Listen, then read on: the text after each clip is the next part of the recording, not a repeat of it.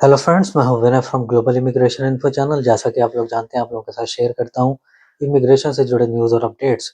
तो दोस्तों, दो तरीके के फालते जो हैं बहुत ज़्यादा लोगों को जो है रिसीव हो रहे हैं। काफ़ी ज़्यादा क्वायरीज हैं, तो उसके ऊपर पर्टिकुलरली मैं आज बात करने वाला हूँ। दोस्तों, एक है मीन्स ऑफ सब्सिस्टेंस, उसके अलावा एक है दोस्तों प्रूफ ऑफ एकोमोडेशन। इन दो चीज़ों के जो फालते हैं बहुत ज़्यादा आ रहे हैं लोगों को, और इनके सिंपल से सोल्यूशन है। पहले मैं बात कर लेता हूँ मीन्स ऑफ सब्सिस्टेंस के ऊपर। आप मेरे स्क्रीन के ऊपर देख पाएंगे फालता। दोस्तों, इसके दो सिनेरियो हैं। एक तो ये कि अगर आपने जो है अपनी पे स्लिप अपलोड करी है जॉब कॉन्ट्रैक्ट के साथ, लेकिन दोस्तों अगर आपकी पे स्लिप जो है वो मिनिमम वेजेस से कम है। फॉर एग्जांपल, अगर आप पार्ट टाइम काम कर रहे हैं और अगर आप एग्रीकल्चर में काम कर रहे हैं, और आपका जैसे एग्रीकल्चर में होता है लोगों का कि पूरे 30 दिन का जो है टैक्स नहीं होता। लोग कई बार 15 दिन की दिहाड़ी लगा लेते हैं, कई बार 20 दिन की दिहाड़ी लगा लेती हैं। उन लोगों को दोस्तों ये फालता रिसीव हो रहा है। तो इसका सिंपल सोल्यूशन पहला तो ये है कि आप मिनिमम वेजेस के हिसाब से अराउंड 900 यूरो की जो है पे स्लिप अपलोड करें।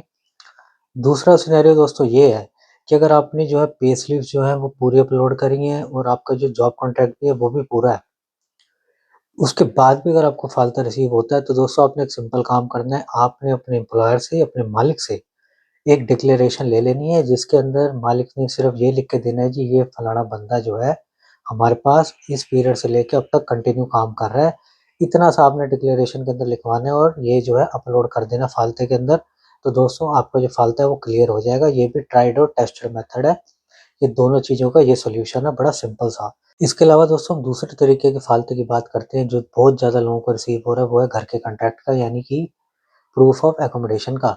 आप मेरे स्क्रीन के ऊपर देख पाएंगे दोस्तों, उसके अंदर साफ-साफ लिखा है कि अगर आपके नाम पे जो है घर का कॉन्ट्रैक्ट नहीं है, तो आप जो है टैक्स बिल लेकर आएँ और डिक्लेरेशन लेकर आएँ। आप फालता पढ़ सकते हैं। इसका मतलब दोस्तों ये है कि हमारे देसी ने किसी ने जो है घर का कॉन्ट्रैक्ट ले लिया और आपको जो है उसने वहाँ पे रहने के लिए जगह दे दी है।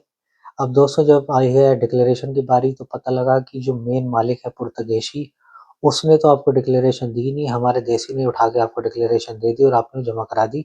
इस केस के अंदर आपको फालता मिलता है। तो दोस्तों इसके अंदर आपको जो जो भी पोर्चुगीज़ या हूएवर जो मालिक है असली, जिसने वो घर खरीदा हुआ है, उससे डिक्लेरेशन लेनी पड़ेगी। आपके सारे फैमिली मेंबर्स के उसके अंदर नाम मेंशन होने चाहिए, जिन-जिन का भी जो है टीआरसी रिन्यू होना है। उसके अलावा दोस्तों एक टैक्स बिल होता है जो कि फाइनेंस से निकलता है, वो टैक्स बिल भी आपको जो है अपलोड करना पड़ेगा इस फालते को क्लियर करने के लिए। यही रीज़न है कि बहुत ज़्यादा लोगों को जो है इस तरीके का फालता भी आ रहा है।